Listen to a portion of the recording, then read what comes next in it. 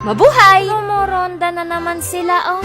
Yan kasi talaga ang pangarap niyan noon pa man. Ang maging barangay tanod sa aming bayan. Kung saan pa nga masikip, doon pa siksik ng siksik. Kapag ikay na kuryente dyan, tignan ko lang kung hindi ka manginig. Habang ako'y rumoronda sa aming bayan, nakakita ko ng pinagkakaguluhan. Bakit ho kayo nagkakagulo dyan? Kadarating ko lang.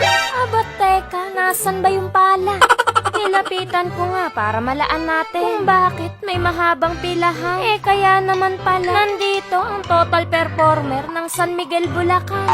Grand opening pala ng Baga Burger. Dito lang yan sa poblasyon San Miguel, Bulacan. Malapit sa Pandayan. Marami kang pagpipilian na double burger. At makakaasa daw tayo na ito ay forever. For as low as 45 pesos. Meron ka ng dalawang burger. Amazing, diba? Pero kung gusto mo ng isahan, pwede rin naman. At kung tingin mo special ka, abe mag-add-ons ka. Bukas sila 24/7. Pero kung ayaw mong lumabas ng lungga, pwede kang magpa-deliver sa Lily Move at pasabay San Miguel. Ito ang kauna-unahan at nag-iisang buy one take one na grilled burger sa Pilipinas. Sila hindi kagad naniniwala yan. Kaya naman sumilip ako na magkaalaman na. Totoo nga, real na real, hindi pake.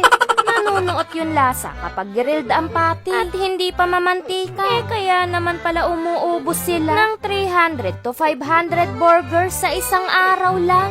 At meron pang choices pagdating sa sauce. Pwedeng mayo chop, mayonnaise na may ketchup. Pwede rin yung barbecue. Depende kung ano ang iyong gusto. Yung mga bata masaya dahil nasa unahan ng pila. Pero sila na nakapila sa huli, masaya din dahil nakakita siya ng libreng sasakyan pa uwi. Nasaan ba yung pala? Bago tayo tuluyan maging masaya, kailangan muna nating bilangin yung mga tao sa pila. Baka kasi hindi na tayo umabot sa kanilang promo ngayong grand opening. Kapag nangyari yun, baka sila maaning. Abe, kailangan talaga nating galingan dahil yung burger nila ngayon, dos lang. Akala ko nga masusubok yung pagiging mabuting tao nila. Sisingit na talaga ako sa pila.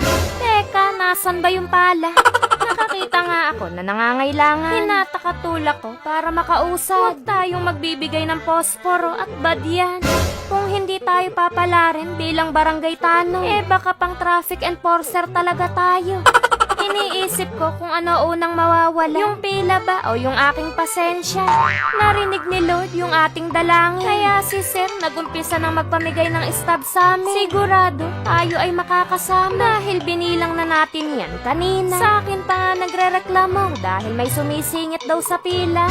Sagot ko naman, nandito lang din ho ako para makipila. Ayan nga, tuwang-tuwa nung binigyan ng number ni Kuya. Aw muna kayo. Nagumpisa na yung bigayan ng ayuda. Sa halagang dos, meron ka ng sarap na nagbabaga. Nakakalat si Baga Burger sa iba't ibang lugar. Kung ikaw ay taga Laguna, Cavite, Rizal, Metro Manila, Pampanga, at syempre sa Bulacan. Malapit na nga ako sa pila, bigla akong nakaramdam ng kaba. Dahil yung burger nga nila, dos na lang. Pero yung kwarta pa rin natin, kinulang. Kaya yung batang nasa aking likuran, nilagay ko sa unahan. Pinauna ko siya, hindi libre yun. May bayad yun. Kaya bago siya umalis, siningil ko. Nagulat nga siya, pero wala siyang nagawa. Walang bata-bata dyan, Kela. Importante dyan, makalamo. Tikman na natin yung number 1 grilled burger sa Pilipinas. In fairness, kalambot nung kanilang tinapay. At ari nga ang system. Unang kagat, pati agad. Sulit na sulit ang ating kwarta. Kahit hindi promo, tsak na mapapabili ka. Mabigat pa sa tiyan, kaya mabubusog kan talaga. At may isang laon na naman ho ang nabusog sa halagang dos. Yun lang, hanggang sa muli.